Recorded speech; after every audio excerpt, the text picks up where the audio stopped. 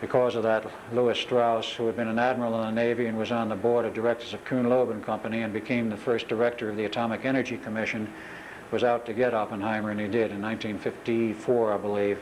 His clearance was revoked, and Oppenheimer had more reason to be an unhappy man then, though he stayed at the Institute. This is a picture taken during the war years of the Philadelphia Navy Yard. I don't think we have a pointer here, but I can probably use my finger or something. I'll give you the description and go over and point it out. In the lower right, right above the last dock you see there, is an L-shaped building. That was the building where we had our offices. And the top floor was top secret. And that's where we did all of the work for the Navy relative to the Philadelphia experiment, as well as some other highly classified projects in that office. That's this building right in here. It's a little unclear in that projection, but it is there.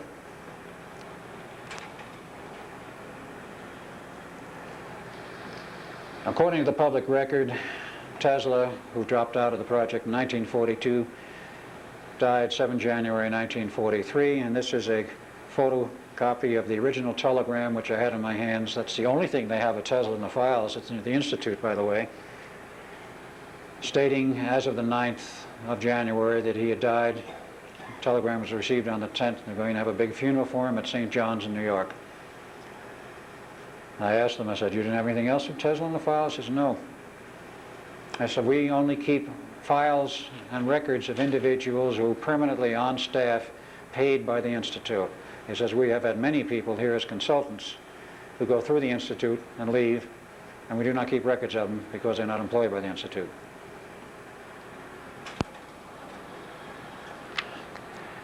In between test 1 and test 2, if you note the date down there, Albert Einstein in his study, conferring with Navy brass, very high level, not identified, have not yet been able to find out who they were. I suspect that one of them was Hal Bowen Sr., who was the director of the Office of Naval Engineering, and this was between the two tests, and I'm sure at that point the Navy was quite upset, and Einstein was confident the problem would be solved, which of course it was not. It's a picture of T. Townsend Brown as he appeared many years ago. Don't have a date on it. It came out of NICAP's files. NICAP, by the way, is a defunct organization these days.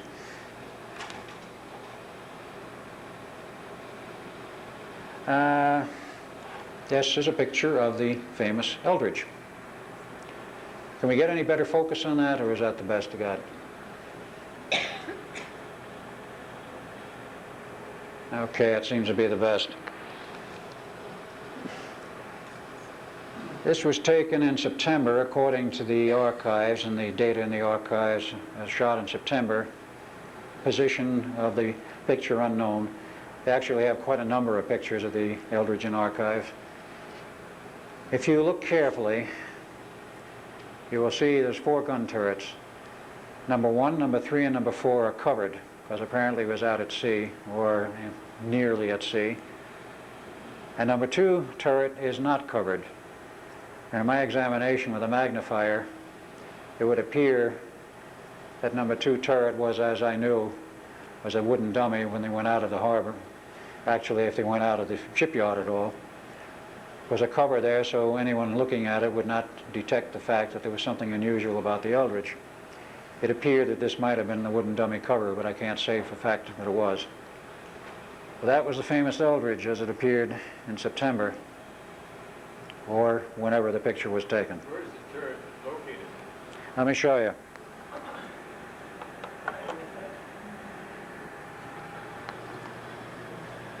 Number 4, number 3, number 2, number 1. Number 2 was... Okay, that's a destroyer escort, I definitely... That is a destroyer escort. It is not a destroyer. Right. They run typically around 1,500, 1,600 tons. This one... This one was listed by the Navy as 1,540 tons laden, 1,200 tons empty, dry. The Greeks agreed with the first figure of 1,200 tons dry, but they said it was 1,900 and some tons fully laden. That were their figures. It raises a very interesting question of that discrepancy. Would it have to have something to do, perhaps, with the equipment that was on board the Eldridge at the time and was removed? After the equipment is removed, it probably was around 1,540 tons. Those generators were huge. The gearbox was large. They had a huge diesel electric generator system in the hull of the ship just to power that experiment, plus the transmitters and all the other electronics.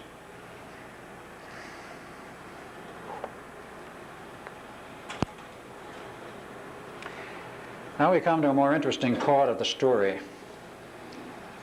In 1955, a book was received in the offices of Admiral Firth of the Office of Naval Research, a paperback copy of a book written by Morris K. Jessup entitled The Case for the UFO, in a plain back wrapper. What was different about this book was the fact that it had marginal notes scribbled on virtually every page in the book in handwriting. It would appear to have been 3 different handwritings, according to one of the people I know who was involved in the transcription of this book at a later date at Viro Incorporated in the Dallas, Texas area. This book came into the office, everybody started to read it, and it purported to have knowledge of outer space, which of course we had none of at that time because we didn't have a single rocket up yet capable of doing any major exploration. We had nothing capable yet of putting a satellite in orbit, nor did the Russians. Yet they described things in space like ice fields and other strange things, and strange things that came out of the past. The first thing, a commission was set up. Of course, the Navy loves to do this. And Mr. George Hoover, he was a captain, I believe, at that time, was commissioned to head up this little investigative commission. First thing he did was call in Morris K. Jessup. What do you know about this book? He looked at it and said, I don't know anything except I wrote it. He says, we're not referring to that. How about all these notes in the margins? I have no idea. They called him in 3 times. In the meantime, he started receiving a series of letters from a very mysterious character called Carlos Miguel Allende. The Navy had some signatures in the book which claimed to be Carl Allen. At one point, Carlos Allende was the usual signature. A commission started to investigate. They got nowheres. But in the meantime, Morris K. Jessup became very interested in the whole thing, most specifically the Philadelphia experiment, which to that point he knew nothing about. And he started to gather his own information. And by 1959, he had a lot of more letters, there's a whole file of them, from Allende. And he had quite a bit of background information from Allende, who claimed to have been on an observer ship, the SS Furioseth, a merchant marine ship, which was in the harbor adjacent to the test. And he said he observed what happened.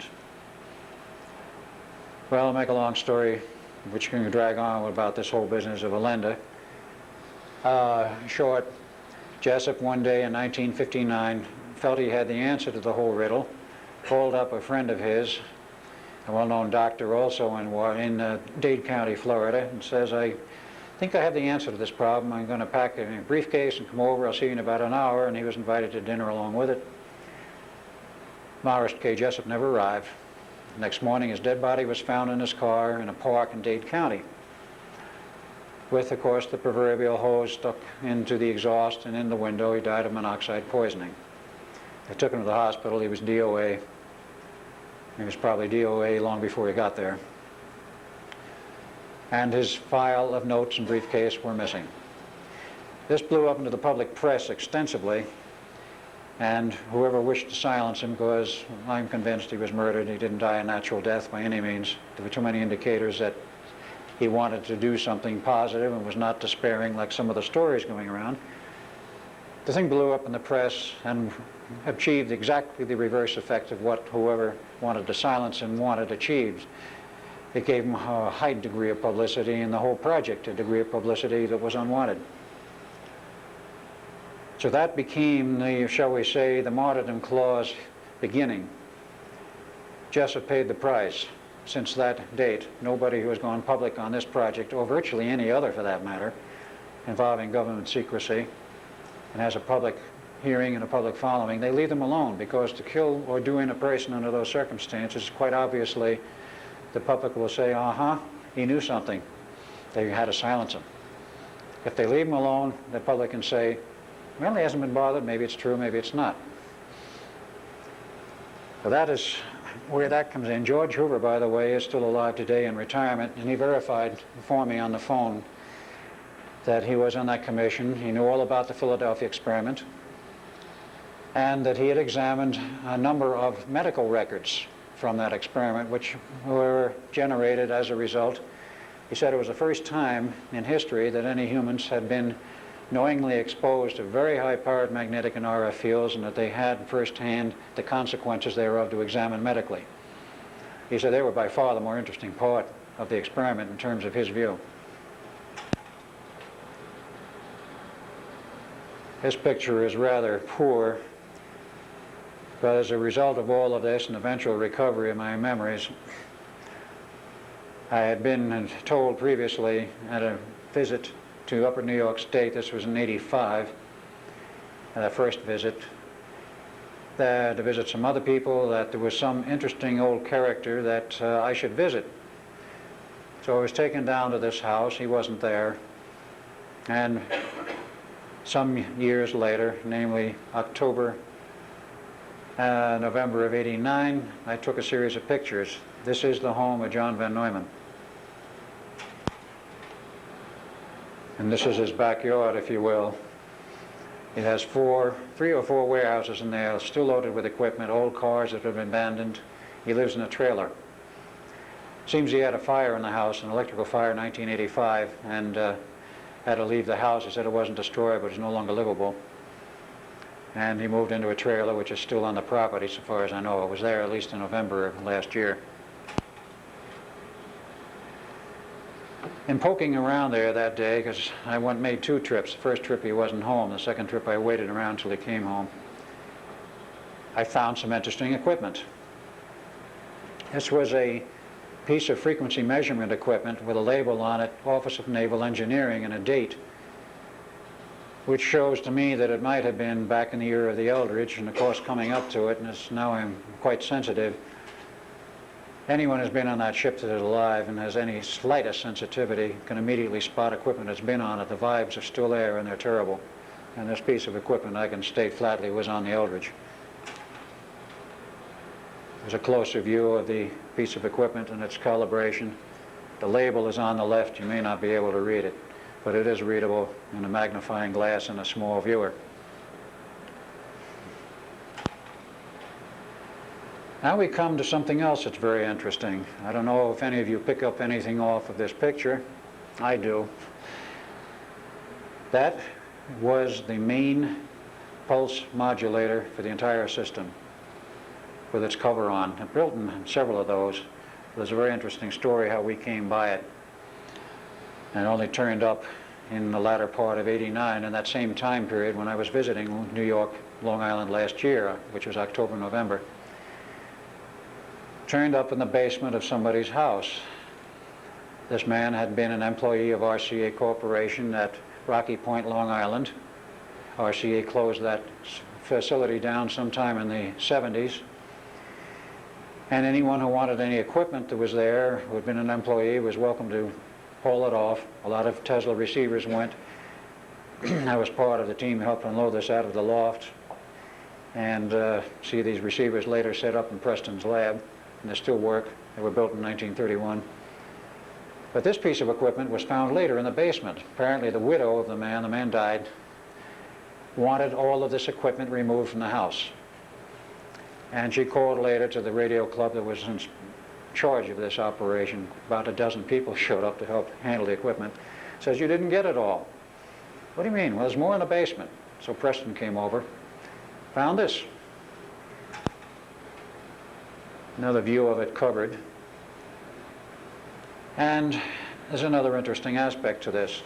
When Preston picked it up, took it over to his lab, and Duncan walked in one night, he took one look at this thing, he says, get that piece of whatever you want to call. They said, get that piece of equipment out of here. I can't stand it. I will not stay in the room with it. So Preston had to hide it. But one day when we were having a UFO club meeting, actually this was not a UFO club meeting, it was a USPA Long Island chapter meeting, which I talked at. He hauled it out and brought it over. And this is what it looks like with the cover off. It wasn't bolted down anymore. It was a hard tube modulator, typical construction for the 40s. And the actual equipment label was removed. All that was left was the one label you see which says danger high voltage. But that piece of equipment still had some very heavy vibes on it. Anyone who's been on that ship, has lived through it, I'm sure can identify it. So I say there was a discrepancy historically in terms of Van Neumann. Those who have researched it casually said, oh, he died in '57. He couldn't possibly have been in the Phoenix Project.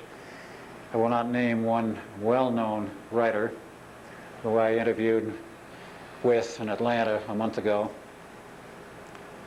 Wrote me a letter back and said, Van Neumann died in 1957, therefore the thesis of your story does not hold together. Thank you. She didn't do her research very well. This is a book list available off of any computer of the books written by John Van Neumann. Now, if any of you know anything about the use of computers, PCs in your home, you can access a library master computer list of books that have been written, and you can access by any author and find out anything that he has written. This was a list that was generated, and I have a hard copy of it up here if you'd like to examine it later. The first 5 were all in the time period before 1957. Typical mathematical books. Everything he wrote was mathematical, except the one on game theory, which still was basically mathematical. Then the party who did the search for me says, we only got 5 on the list. He must have written more than that. Went back to the computer and asked for another search. So then the computer came up with 10 more. And this is the second half of the list. And if you can't read it on the screen, I'll let you read it from hard copy later. He was writing books up till 1976, and the last book was released in 1980. And I do not know whether that was written by him at that time or a compilation of earlier works. All I can say is he must have been an awfully active ghost if he was dead. I know he wasn't, because I saw him in '83 and I've seen him since. But this is some of the proof which shows up to show that John Van Neumann, under his own name, did exist and did live on.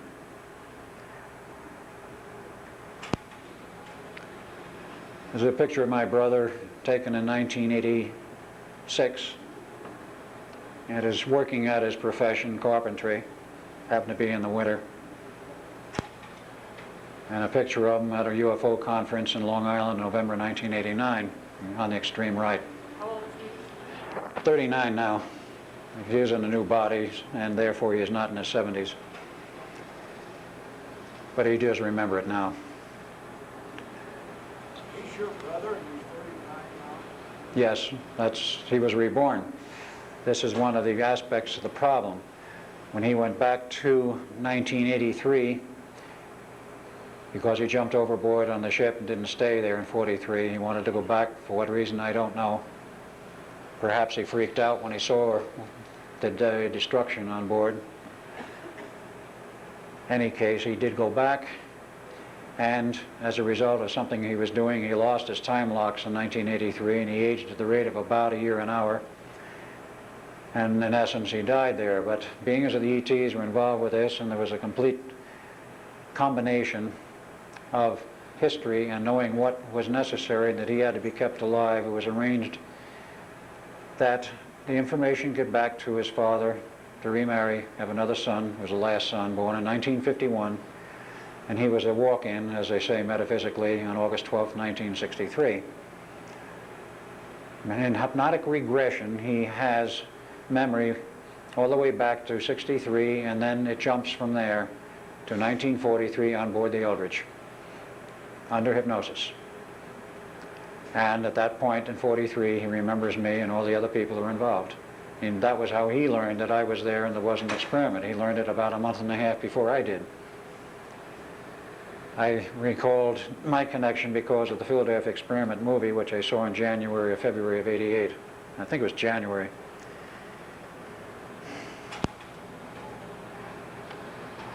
Before I go into this book, I do have them here if you want to examine them. There were two prior books written covering the Philadelphia Experiment. One was a fictionalized version entitled Thin Air, published in 1978. Then in 1979, Moore, after a lot of research, in conjunction with Berlitz, wrote a book entitled The Philadelphia Experiment, Project Invisibility.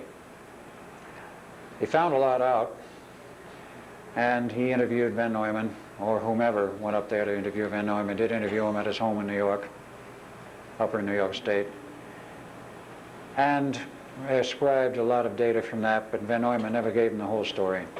He never could find the whole history or the whole story, but he published what he found, and it was a very interesting document.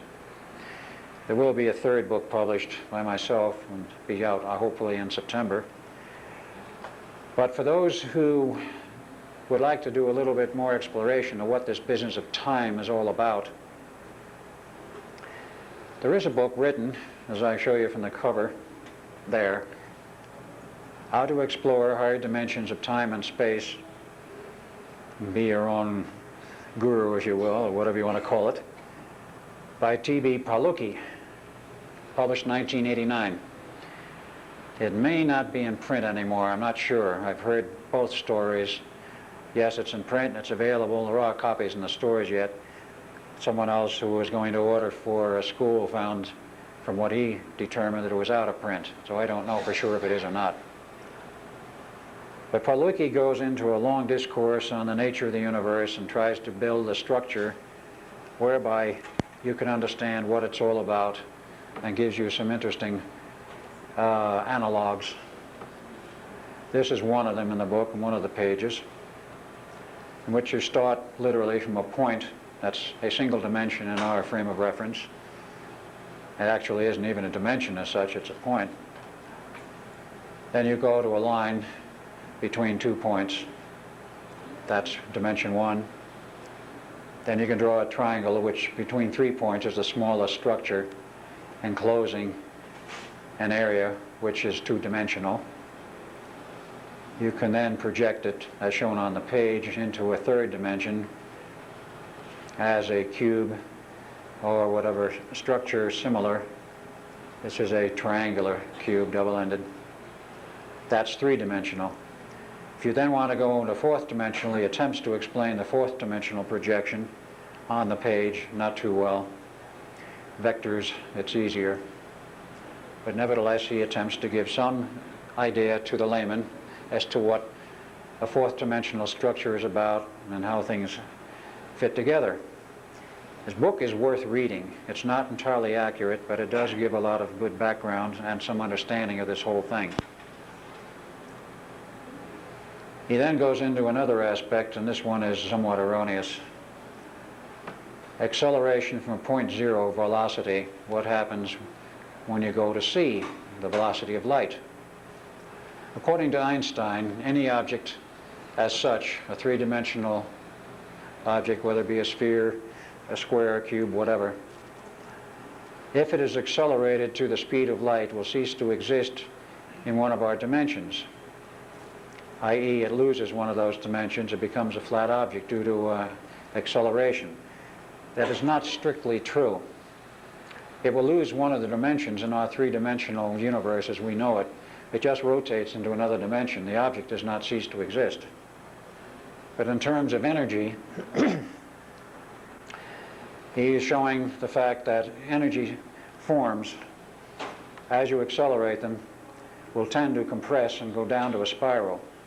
At 90 degrees rotation, which is what was referred to as the first degree of our 3-dimensional universe, which will disappear,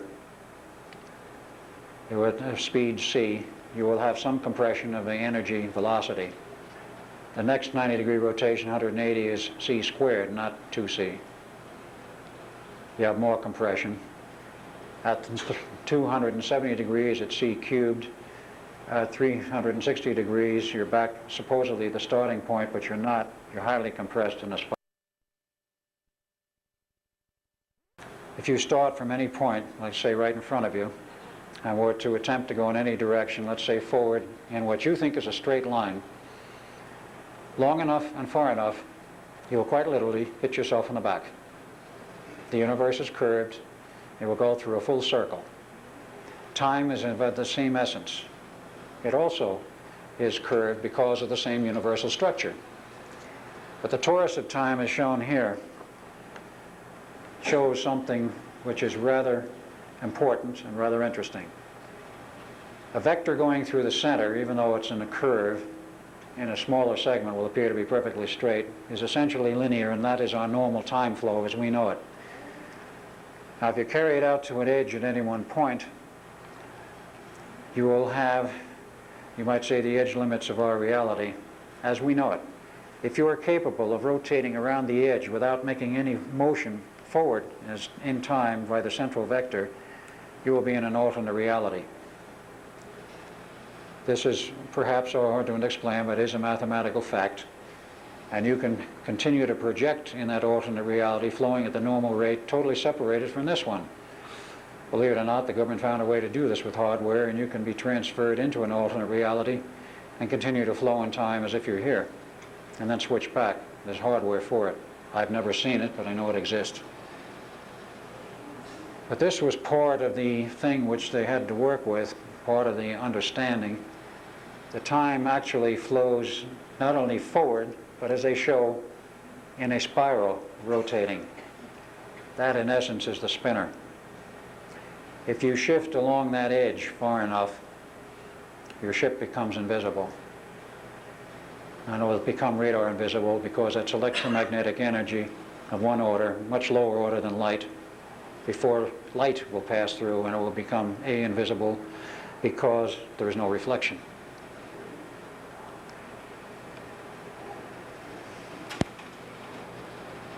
He also has some other means for trying to explain the nature of reality in our universe. And he, I believe, becomes a little bit confused in his own explanations, or perhaps I didn't read the book thoroughly enough. But in terms of the illustrations, the top one is useful. It shows an alternate universe impinging upon ours at the point in the center of the observer. He, however, says that it has no dimensionality and that it doesn't really exist. Not true. There is an alternate universe. It's very real. It runs parallel to ours in exactly the same timeline, and it is the antimatter universe. If you were able to transfer from here to there safely, you cannot physically, but let us say you were able to, and observe there, you would see a civilization identical to ours, you would see buildings in a city like ours, you would see some discrepancies. Might not be all the same people, might not be everything exactly the same, but the thing is, it is a physical universe parallel to ours and virtually identical, but with one major distinction, and a very important distinction. All of the matter charges are reversed. Electrons become positrons. The protons in the core of an atom become negatrons, if you want to use that term. The neutral particles, like neutrons and neutrinos, do not change. But all of the basic charges reverse. The two universes must be kept separated, and they are. If matter from one were ever to go into the other and make full contact without an isolation of another dimension, the explosion from that would be utterly horrendous from the annihilation of matter with antimatter, no matter which way it occurred. The lower picture is another way of attempting to explain our universe in the terms of a torus or a huge external field around the center. He gives one more explanation which metaphysically is useful. In fact, he gives many more than I've shown. But the one up top is the so-called, if I have the term correctly, Eye of Horus, in which, like an onion, you peel off the layers of reality. And if you know how to do it, you can see all realities going down to the center, and that they are nested, which is a very peculiar and interesting way to express alternate realities. He also shows them as a Mobius-type twist, and his explanation of what he means by that is in the text. If you're interested in pursuing it, I highly recommend the book, if you're technically inclined. If you're not technically inclined, I'm sure you wouldn't get anything out of it. But that, of course, is a choice of yours if you wish to follow it. And that's the end of the slides.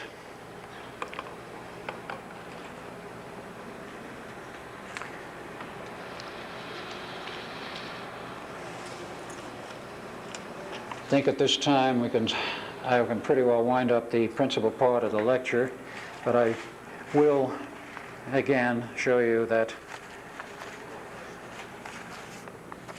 there is a book coming out, my own, actually done jointly in authorship with Brad Steiger. Brad goes very heavily into the background of the Carlos Miguel Allende papers, because he did a book on this once before. He resurrected the material and updated it. And I did the additions to what happened with the Philadelphia experiment, certain other matters, and I go into it to show that the whole thing was a conspiracy. What's the name of it? The Philadelphia experiment and other UFO conspiracies. Brad Steiger with Alfred Bielek and Sherry Hansen Steiger, that's his wife. You're not going to have your name on it? Oh yeah, it is on there. Brad Steiger with Alfred Bielek. My name's on there. Could you give us the publisher's address? Do you have that? The publisher is Interlight Publications, New Brunswick, New Jersey.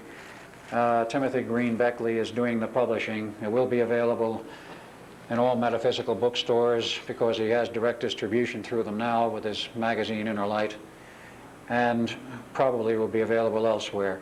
Hopefully the beginning of September, but they would not commit themselves to an absolute date. There isn't too much else I can add here, I guess, at this point. What I would like to do is throw this open to questions that you may have, and I see there's going to be a few. Lady right up here in the red striped shirt. Okay. Do you have a list of the 15 men who were aboard the Eldridge? No. Never been able to date to acquire a list of those who participated. In fact, a friend of mine who had access to the Navy records because of another project, a highly classified one he was working on, and he said to me, he says, I milked it for all it was worth, and I demanded to see the Navy files on the Philadelphia experiment. And I said, why? He says, because I need to compare the technology developed in those days with what I'm working on here. And I said, well, that's a valid reason, you can have them. So there were there were three reports written which are in the Navy files, highly classified, on the Philadelphia experiment. They gave him the first two, which outlined completely, essentially, the history I gave you, the dates.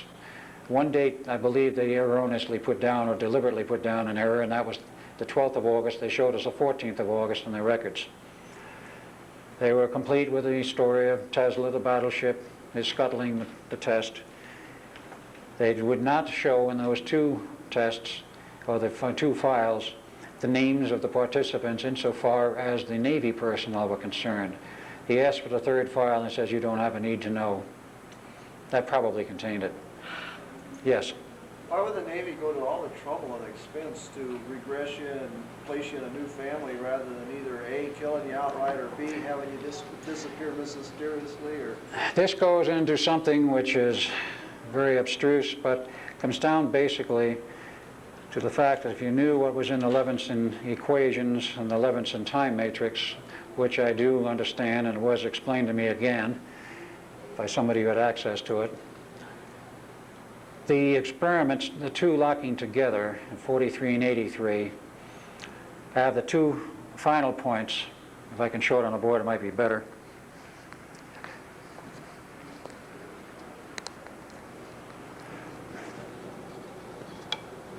What year were you regressed as a baby? I'll go into that later.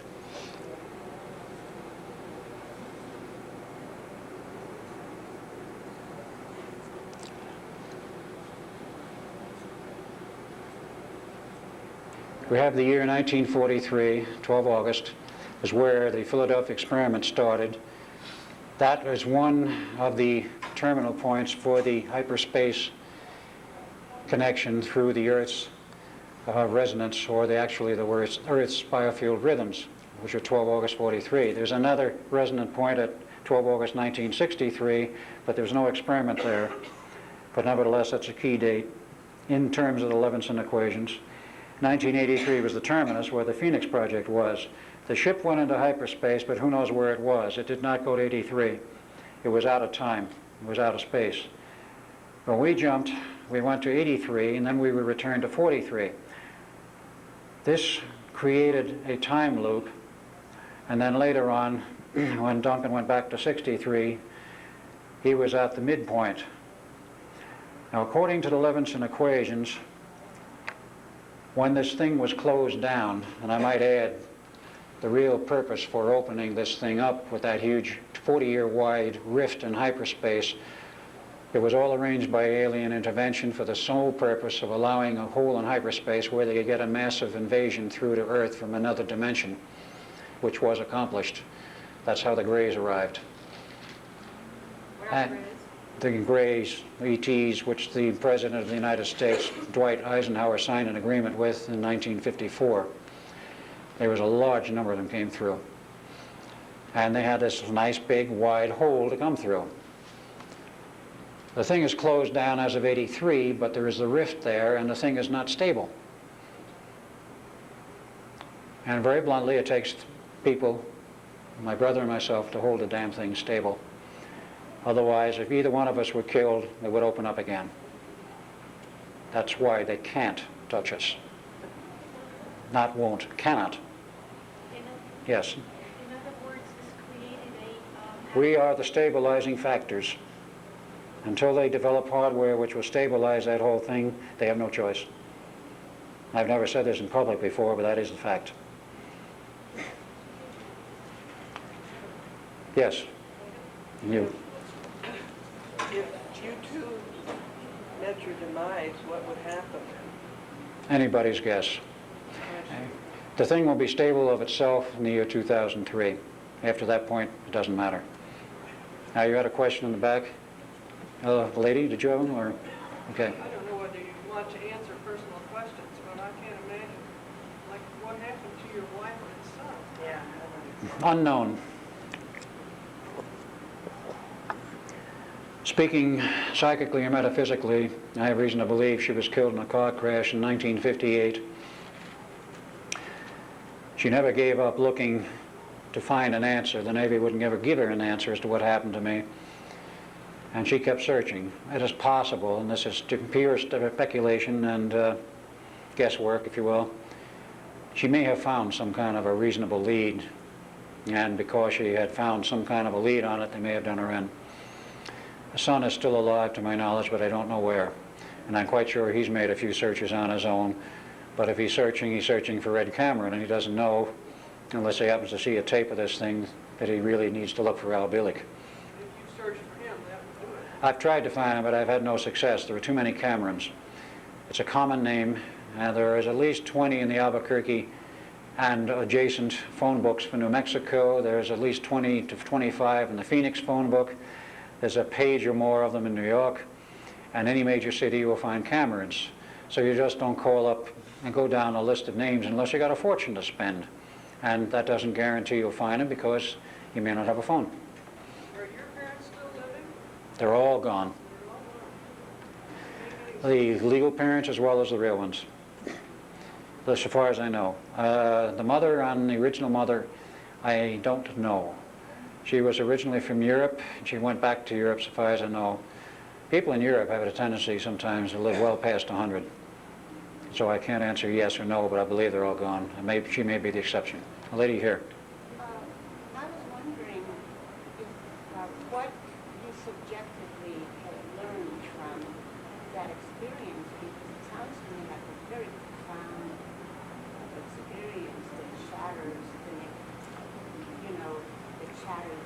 the nature of reality. I mean, It definitely shattered the nature of reality in our minds. What's your question? I've been here. Now, was your question, what did my it... question is,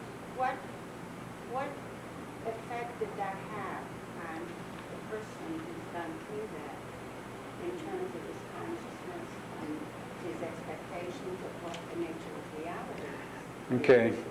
The question is, what effect did it have on anyone who went through that experiment in terms of their understanding Yours. of reality, particularly mine or my brother's, or expectations and so forth? It was enormously shattering in the sense that the world as we knew it up to 12 August 1943 was essentially gone. We had a glimpse of the future. I had a glimpse of the future in terms of my survival, and so did my brother, but he didn't have any remaining memory of it until he was regressed in very recent 2 years. But it changed our feelings, our temperament, our understanding, and what is more important, due to the general experience, it opened up not only an interest in metaphysics and spiritual matters, but apparently forced the development of it for both of us. So basically, that's what it did. Question over there? Your contact with the ETs and their... I'm sorry, what? Contact with the ETs, are they still ongoing? Oh, yeah, the ETs and their interference in the government is still very much ongoing. Both types, those who interfere for their own purposes, often malevolent, and those who wish to help. But the ones who wish to help, unfortunately, are bound by the galactic law, which says you don't interfere unless either one of two conditions prevail.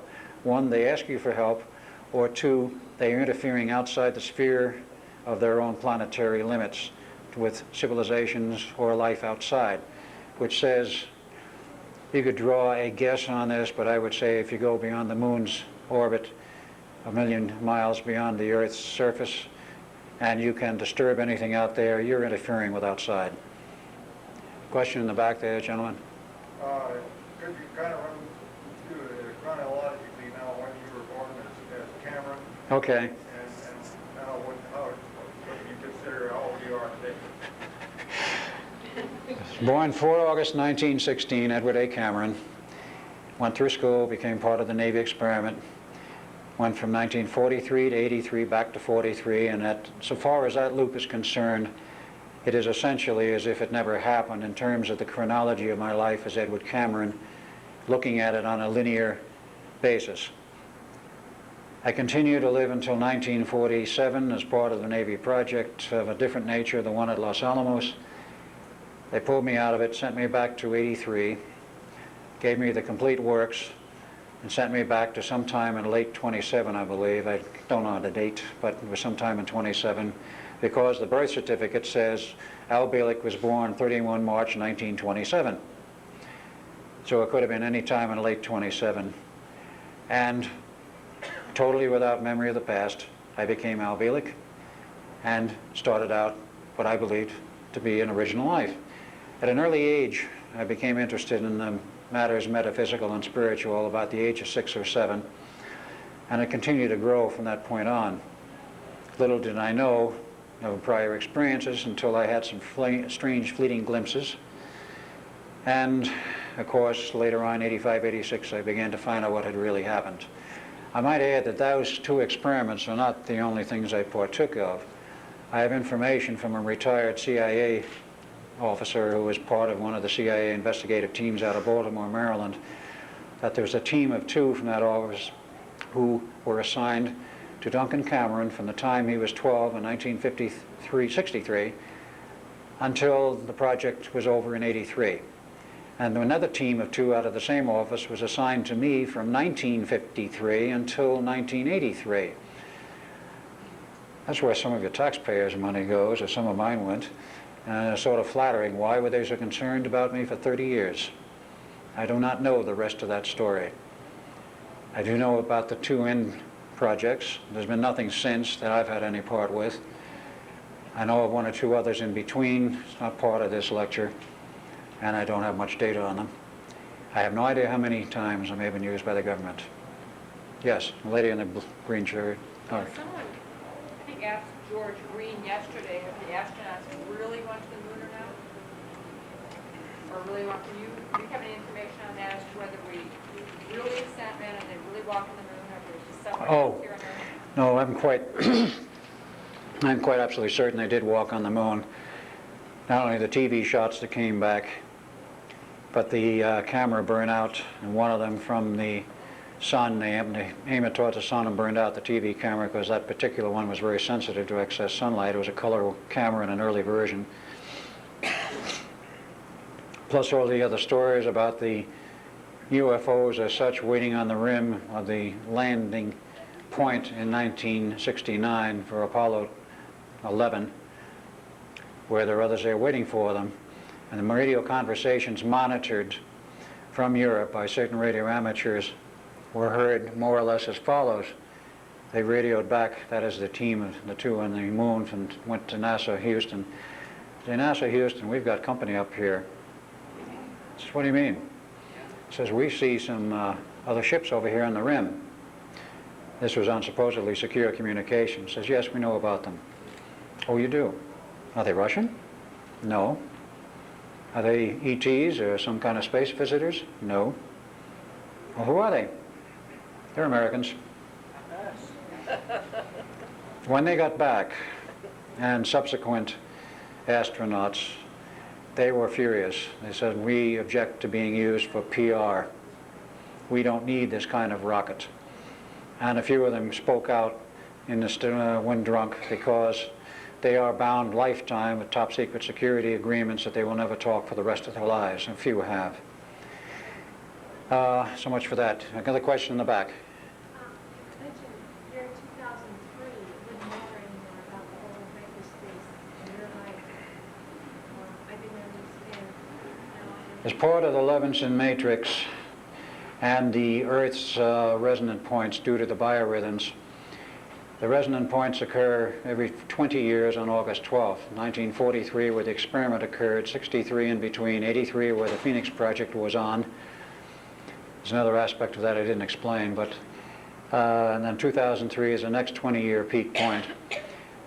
That one will provide a natural damping to what happened in terms of the hyperspace ripple. After that point, there's no need to be concerned about trying to damp it. But this takes some additional years from here, like about 13 yet to go. A little less, not quite, but very nearly 13. At that point, it stabilizes itself. Question, lady in the back with the white blouse. Yeah, yes. This would require a lot of time, I suppose. What do you now think about the military? Of the military? Their capability to do all this stuff and keep it confidential. What does that make the rest of us? Well, you're asking sort of an open-ended question as to what about the military and their ability to keep things confidential. It is leaking more and more, and the reason it is leaking more and more is because more and more people are becoming fed up with the secrecy and the suppression of information which the American people do not have, which some of these people feel they should have. I mean, they are in jeopardy if they violate the security oaths they've taken, but nevertheless, some of them are walking out and talking. Bill Cooper is one of them. There are others. Bill Cooper is past the 10-year point, which is the normal limit, but nevertheless, he is speaking about matters which are so sensitive in terms of the ETs that he was threatened and almost killed once. That was about a year after he got out of the service. And they asked him, are you going to be a good boy? And he says, yeah. He waited until 1988 to talk, and the reason why he waited to land and found a way he could do it was that in the meantime, personal computers came on the scene. So he made his major statement straight on a computer network, so everybody got it once, and there was no way they could stop it then. Question in the back, the man standing by the projector. Okay, this is kind of broad at first, but who's in charge? Now, we understand, you don't hear the speakers, that the Bilderbergers, Council for Relations, Trilateral, they're kind of doing it to us now. You know, apparently. Now, are they in cahoots with the Greys, and the Greys with the Whites, or the Greys? Is there some kind of a kaleidoscope identifying? Okay. If you're referring to the ETs, it's very hard to define who's running the show right now. My understanding is, of course, that the Greys originally were used and have been used essentially to this date as the cat's paw, in common terminology, the guys that do the dirty work for the Orion Confederation. When they have done their job, they in their turn will be eliminated, and then the Orion group will move in and supposedly take over this planet and probably even short-circuit the Illuminati and those who think they're running the one world government. The one world government, as has been set up here and is not out in the open but is essentially functioning, involves at the top the Illuminati, but as part of a, you might say, not a triumvirate, but two interlocked triumvirates, Star of David, if you will, which involves the Illuminati, the Club of Rome, which is the think tank for the whole operation, the Bilderbergers, the Trilateral Commission, the CFR, and whoever else is a part of this operation, which I think would probably come down to the Skull and Bone Society, of which George Bush is a senior member. And you then have certain other little peripheral organizations running around in the middle. Now, MJ-12 was set up as a super organization to coordinate all of the ET operations and the data and what are we going to do about this thing, and they were to report directly to the President of the United States, and that has long since expanded into an operation which becomes part of the world government. And beyond that, I can't really tell you what's going on because I don't really know. Well, is Orion the bad guys? Yes, basically. Your question there. Who out of that conglomeration put Alternative 3 together? Who was controlling Alternative 3, and is it still going? Alternative 3 was a joint world government program which started at Huntsville, Alabama in 1957 to examine what they then knew was going to be a problem in the future, namely global heating, the global warming effects due to the increasing levels of carbon dioxide, and that you would have a greenhouse effect which will eventually, they figured probably in the middle of the next century, would make the surface of this planet unlivable because it would be too hot. The idea was to look at alternatives to what we faced. What can we do? They had three alternatives they considered. One was burrow underground, build underground cities, and move the civilization down underground away from the heat. That was considered as untenable for large numbers of the population because of the food problems, water problems, and a bunch of other problems. They had a third alternative, which I think was to cover the cities with some kind of a shield and let them continue to live that way, and that was considered as basically untenable. Alternative 3 was to colonize, if they found them inhabitable, our nearest sister planets, namely Venus or Mars. Well, Venus is known to be too hot. There's a lot of exploration's been done there. It's extremely hot. Its surface temperature about 800 degrees Fahrenheit. Mars was found with explorations which began in 1962 and with an unmanned landing in 1963, 6 years before our landing on the moon, to be quite tenable. There was atmosphere there, water there in the equatorial regions, and already there was some form of low-order life, animals scurrying through the turf right under the lander, which shows on the TV film, which was sent back to Earth. Alternative 3 really was the chosen alternative of all of those deliberations to colonize Mars with moon bases, and the best brains would be used to run the show. They would take back-breaking labor that would have to be done. They would take those that we consider good laborers, good workers, brainwash them, ship them first to the moon, give them another brainwashing, then ship them to Mars and work them to death, literally. They would not return. The people with the brains and the intelligence would be allowed to return periodically.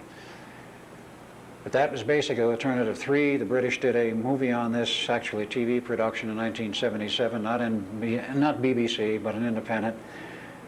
And they came down so hard on them, they said, you will either do a recant tomorrow after this show, or you will lose your transmission license immediately. So they did the recant. Strangely enough, about 6 months later at a television station in San Francisco, a very good friend of mine was there as a chief engineer at the time.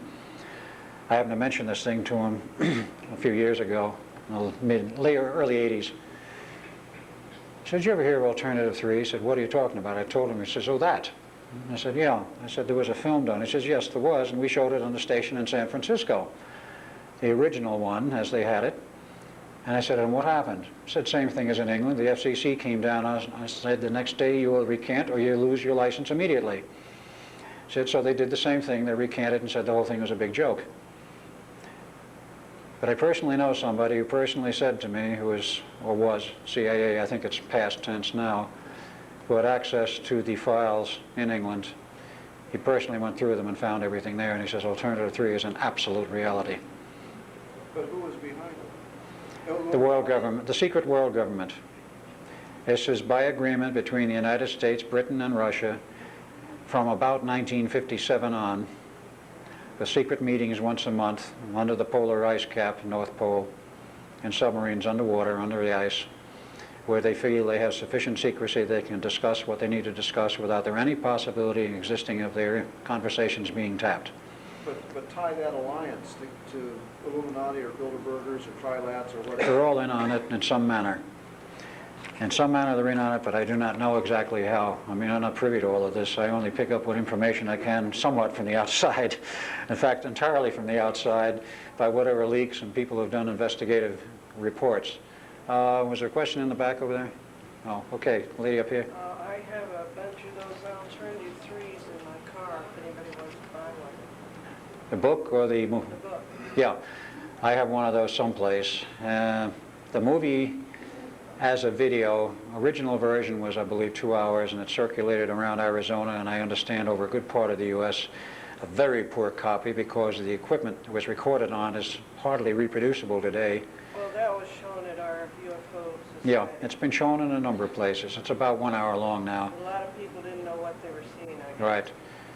It was the complete interview of the brain drain and how they discovered this Alternative 3 project and how NASA covered it and the special decoding chip they needed because they got a copy of the tape and it came out as pure noise on the playback until it went through a special computer with a special computer chip which they finally acquired, and then they saw the film. Question back there. NASA is basically a Walt Disney section of all this. Oh, there are those who would dispute that. And any other questions? The gentleman in the overalls. Now, as I get it, and Dr. Verone, I talked to him, some of you may know him, private, he said they had transmissions of one of our space programs when they were out there, they had to add a bomb on board, and the extraterrestrials come about, just put a hole in it and took it out and said you won't dump it out there.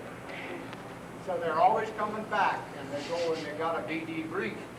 Oh yes, they have to be debriefed, that's true. But what got me is when Gordon Cooper was on the moon and I was listening, and the first thing he said, oh, look at them, and boom, right there, they shut it off. Yeah. You knew there was something there. Oh yes, when anything like that happens, they immediately transfer from open communications, which anybody can tap, to a special secure channel which only NASA Houston can pick up, whether it's through Jodel Bank or whomever. It's specially coded transmission, which is not decodable by the average person, no matter what kind of equipment they have.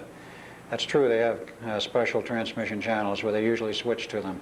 Sometimes they don't, but most of the time they do. Now, insofar as the atom bomb thing is concerned, I never heard that, but I do know that Apollo 13, in the photos I have seen, which were eventually released of the damage to the craft, showed a huge hole in the side of aluminum and cut out almost 30 feet long. And they destroyed 2 out of 3 fuel cells, and the third failed after that. And that was, of course, the antenna was destroyed and immediately were off the air. Houston went frantic. Half an hour later, the vehicle, Apollo 13, came back on and says, Houston, we have a problem, and the rest is more or less history. And they had to use cables run up to the lunar lander and use that power pack to keep them going until they made a circumnavigation of the moon, which they could no longer abort, and go around the moon and come back. May I suggest that maybe you get to talk to Dr. Sarah Verone? She Yeah. may tell you some of this stuff. Yeah, I know her. Okay. Right. Another question, lady here. I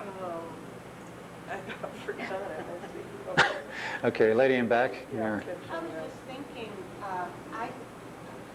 to me, in my religious or metaphysical explorations, tell me that it's all mind, that in a way, we are one big mind, and everybody in the mind, that big mind is. There's a little bit more to it than just mind. Before, Oh, yeah, I thought what it was. Do you okay. have any ideas on the ozone layer that's being destroyed? been A so few, crazy. but there's a lot of explanations. I don't know if any of them hold up or not as to why, but it is being slowly eaten away, and the scientists say it's irreversible now, and it will go to probably zero. Before I forget it, there is an announcement I was to make. There is a special workshop on tonight, Monday at 7 p.m. in the Cordoba room by Dr. Michael Rice, R-Y-C-E, who will be here on a workshop entitled Healing the Gentleman. Why did the Greys, why were they interested in coming to this planet through the hole in 1953? There's a lot of questions about that. The question was, why were the Greys interested in coming to the planet Earth in 1953? There's a lot of speculation on that, but one has to go back a little bit in history, only a few years. 1947, there were 2 crashed UFOs in the New Mexico area, one near Roswell and one near Aztec. All the occupants were dead. 48, there was another, they're all dead. 49, the ones who were on board were dead except for one individual found wandering around out in the turf, if you will, who was quite alive and quite well. And he was not like the rest of them. He was called in the records EBE-1. It was apparently one of the Zeta Reticulans who was not like the others who resembled anything from a praying mantis to maybe a gray. And he had been held in there in a Faraday cage, as they found out later, because the government now holds them in Faraday cages. But he got loose and was wandering around. He was unhurt. So they picked him up and tried to be friendly with him, and he was friendly and talkative. And they didn't know what to do with him, but they took him in as a government hostage, more or less, you might say a guest of the government, tried to figure out what to do with him. Well, how does he eat? And the doctors examined him. They couldn't figure out how he ate. He was continuing to get weaker and weaker. And finally, in desperation, somebody made some suggestion, why don't you call a botanist? So they called in a botanist, and the botanist found the answer. He had chlorophyll in his veins. You put him out in the sunshine, he was fine. So this one lived for about 2.5 years, gave him a lot of information. But as a result of this, they realized they had a problem, and they didn't know what else to do, and they knew they didn't know all the answers. They put out a call through our space communications network, which is perhaps the best thing you can call it, the entire bank of radio telescopes we have in New Mexico. There's about 120 of them over a huge, huge acreage. Sent out a call to outer space, call for help. We have an ET here we don't know what to do with. The help arrived a little bit later. The guy had died in the meantime. But this was the first contact with the Greys, apparently, though I'm not sure that's true, but it's the first time they arrived. Certain ones were kept hostage. We sent certain humans there as an exchange, and later came back a large group and made the deal with President Eisenhower. The call was put out for them to come here, therefore they came. If a call had not been put out, they would not have a legal basis for coming. We called out the call, help, they came. And then they came in larger numbers after the agreement. That's why they came, basically. The question in the back.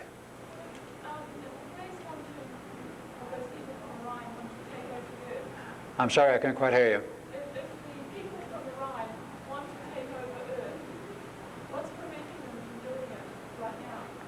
What? If the people from Orion want to take over the Earth, what's preventing them from doing it now? Oh, that's a very good question. Repeat for the tape, please. The question is, if the people of Orion are going to take over, what's preventing them or stopping them from doing it now?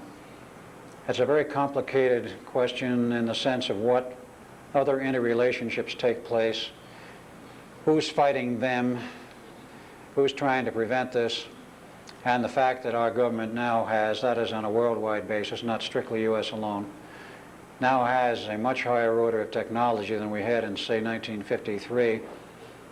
And even though there is a subterfuge cooperation with the Orions, and there is a certain amount of cooperation behind the scenes, there are other elements of our government. This is the old story, the right hand not letting the left hand knowing what it's doing, sometimes for good reason, trying to stop all ETs from moving in and taking over, and they're trying to get rid of the Greys, and they're trying to keep the Earth as a preserve for Earth people.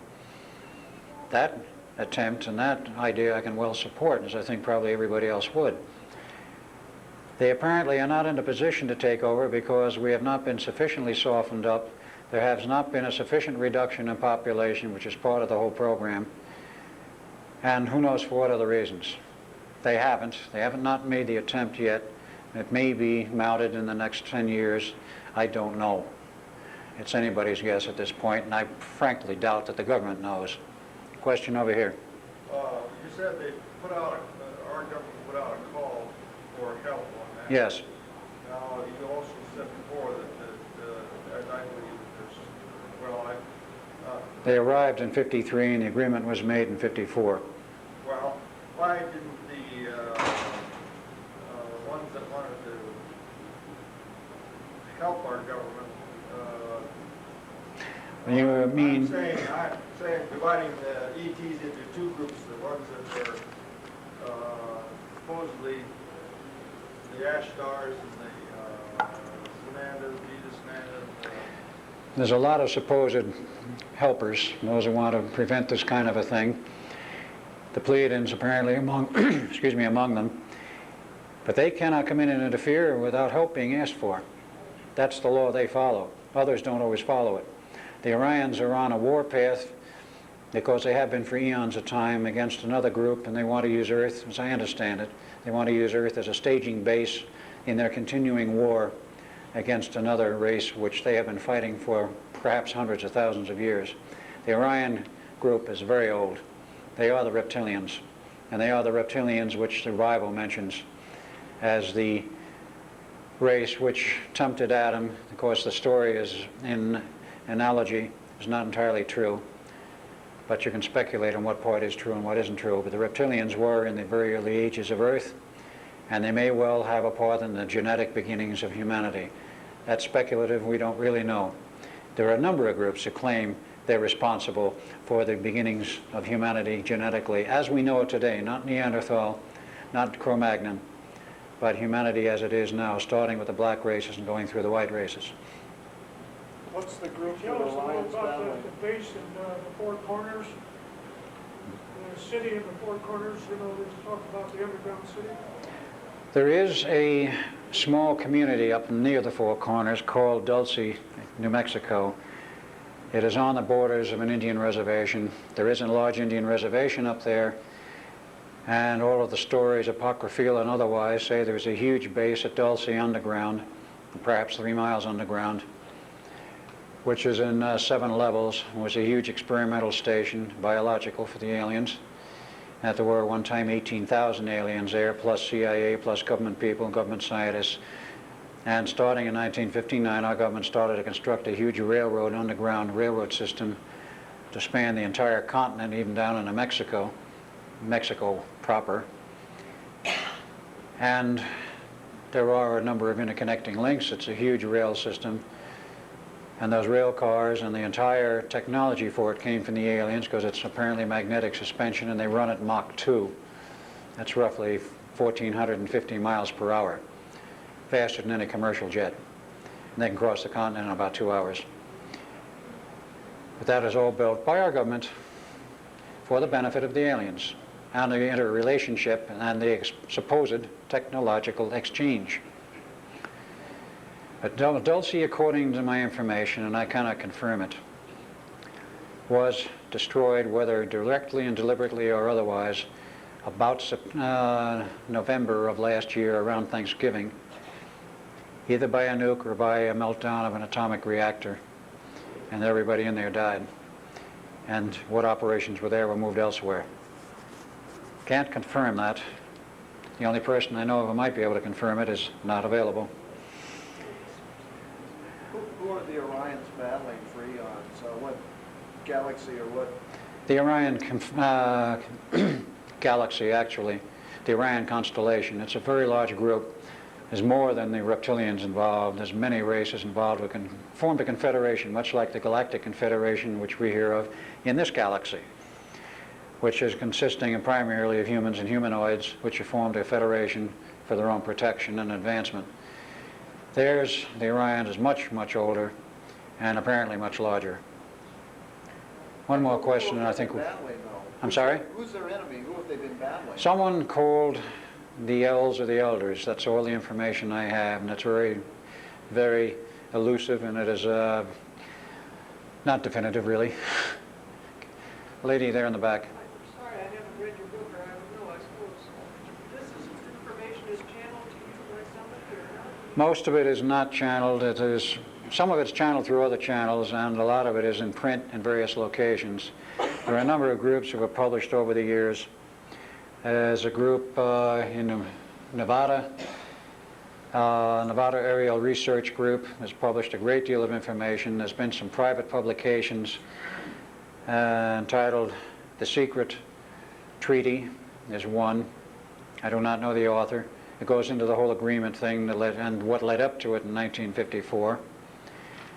There's a group that wrote a book, or an individual wrote a group entitled The Matrix, and also Matrix 2, which is now in publication. They were both available from Arcturus book sales in, I think, West Virginia. I'm not sure where they're located. The Matrix was a low volume print, and it's out of print. Matrix 2 is in print, and they've only ordered about 500. I think that's all they're going to print, 500 or 1,000. Gives a great deal more information. You can refer to Bill Cooper's and his published works. Some of John Lear's earlier works, though Cooper and Lear don't get along very well together these days, and I won't go into it as to why.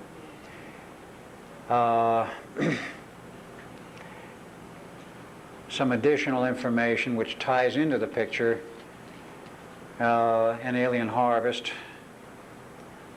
which basically goes into the cattle mutilations. Then there is a number of other books and a number of authors who have lectured on a regular basis. Bill Hamilton out of Glendale, California, has lectured extensively in the West. I do not know if he's going east at all, on the aliens, on the underground situation, the fact that there are 6 different groups of grays, not one, according to him. Cooper has said much the same. There's a lot of information available in the public press and the public literature if you know where to look, mostly through metaphysical bookstores and through private publication. A great deal of it is private publication, privately circulated, and you will only get it from operations like Arcturus Books. I do not know if Liberty Bell Books goes into the ET thing. They're mostly into politics. But a number of other private groups. Nevada Aerial Research Group. There is a fairly long list. I don't have them all. But the information is available. You'll have to read it and make your own decisions because it does not all agree 100%. There's a considerable amount of division of opinion, and an outright disagreement. But we're now running 5 o'clock, I think. Unless some more of you wish to have more questions, I think we'll probably close it off here. You have a question? I wondered how the astronauts feel about going back up in ships that can explode when they know this other technology is available, or do the ones going up not know like I'm back? Well, if they didn't know before they went up, I'm sure they do after. Of course, the Apollo program is ended, but now we're into the year of the shuttles, which go up to about 250 miles, 300 miles altitude. They've had some of their problems with tracking. I'm not sure how they feel, but the little leakages occurred by those who've talked indicated they're not very pleased about it, but they can't talk. They're in jeopardy. They do a little labor union striking or something down there. You don't strike against NASA. NASA has the upper hand. Let me put it this way. There is a regulation on the books, and it's available. I have a copy, which was effectively made public law on 16 July 1969, in which NASA states that anyone who has contact, I'm paraphrasing, not exact word for word, all of the chapter titles, heads, and verses are there. Anyone who has contact with a person or a vehicle from outer space is immediately quarantined at the direction of the administrator of NASA and whoever he may deputize, and they will be kept in quarantine until such time as the director says it's safe for them to be released. Now that's part one. All the astronauts, of course, when they come back, go into quarantine immediately, but of course they're out within about 48 hours. The initial trips, they were very concerned what diseases would they bring back from the moon and so forth. They didn't bring any back. But the rest of this is even more interesting. It says clearly that anyone who has contact with an extraterrestrial vehicle or object, and implies person, can be and is immediately quarantinable and will be quarantined by a NASA director or deputy director and will be held for as long as they consider proper without recourse, without legal jurisdiction, without trial, without the legal system having any reference or reflection whatsoever upon the NASA rules, i.e. they cannot go to court and say, I want a trial, I want out. They have no rights. NASA determines 100% what will happen. If they request legal representation, they may be given it, but that doesn't mean they'll get out. It depends on the circumstances. But NASA has the upper hand, and they can literally lock somebody up for the rest of their life if they want to, and nobody can have any jurisdiction whatever over this. Are the men in black an arm of that? I'm sorry, I didn't quite hear you. Are the men in black an arm of that? Like, are they the police force? You're referring to that law? No, the men in black, the MI. Oh, the MIBs. Yeah. That's another subject matter I know a little about, but it's still very nebulous. Basically, they purport to be a group that goes around silencing anyone who has seen a UFO or taken a picture of them or seen an ET. And they will lift the pictures and make threats if you don't cooperate and if you don't remain silent. For many years, people considered them an adjunct of the government, some secret arm. And during the late 50s and all through the 60s, there was a great deal of UFO activity, a great deal of investigators and people taking pictures. John Keel was heavily involved in this during the 60s. He saw some of them, and they would usually drive in a black Cadillac, which was a fact. It was photographed, and the picture was published by Gray Barker in West Virginia before his demise. But ostensibly, nobody knew really who they were, and they were doing a job of monitoring and picking up any references to UFOs. Everybody thought they were an arm of the government. The evidence I have now indicates that they are not. They are themselves extraterrestrial. And for whatever reason, they are keeping control over the dissemination of information and photographs of other UFO and ET groups. What their modus operandi is, I have no idea. Question up front. Okay, I heard that we've been receiving visitors from the planet or the spaceship Wormwood. Do you know anything about Wormwood? Nothing about Wormwood. I've heard this term several times, but I know nothing of it. The man in the back. Are you familiar with the book Tarantula? Yes, I'm familiar with the title. Well, in there it said that they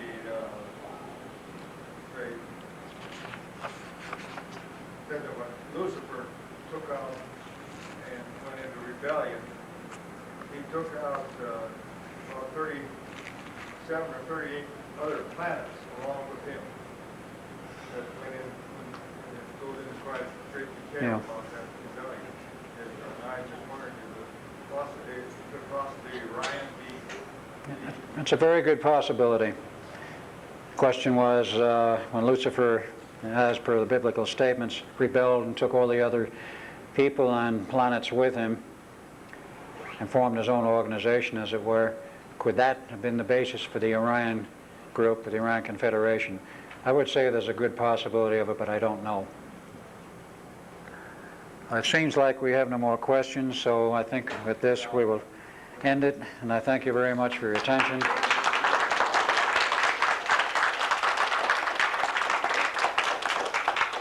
If you want to look at the book list of